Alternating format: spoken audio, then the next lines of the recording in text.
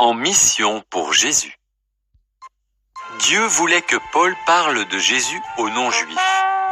Paul fit donc 3 voyages et passa par la Syrie, la Turquie et la Grèce. Beaucoup de gens crurent en Jésus et de nombreuses églises furent créées.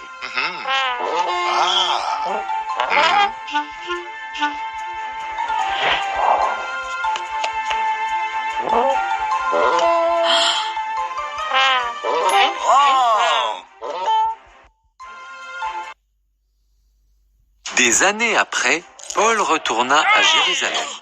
Certaines personnes méchantes voulaient lui faire du mal. On l'arrêta injustement. Comme Paul était un citoyen romain, il demanda à être jugé à Rome. On mit Paul dans un bateau qui allait à Rome. C'était le début d'un long voyage. « Attendons ici en Crète que la saison des tempêtes passe », suggéra Paul. Mais le capitaine décida de naviguer quand même. Une énorme tempête se leva. Il n'y avait plus d'espoir. Mais un ange dit à Paul que tout le monde arriverait sain et sauf à Rome. Paul en informa l'équipage, les soldats et les autres prisonniers.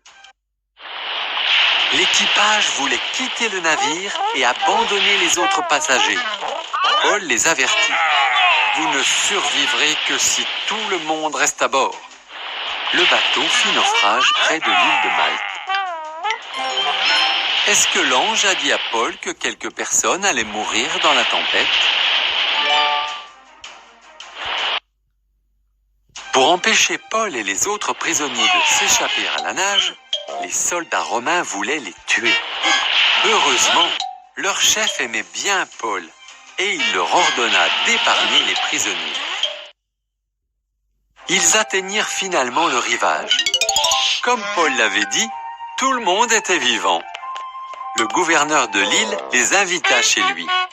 Son père était malade. Paul pria pour lui et Dieu le guérit. Ils prirent un autre bateau pour aller à Rome. Là, Paul fut retenu captif dans une maison. Il écrivit aux chrétiens de plusieurs églises pour les enseigner. Les lettres de Paul sont aujourd'hui dans la Bible. Pendant qu'il était à Rome, Paul a écrit des lettres pour enseigner les églises. Vrai ou faux?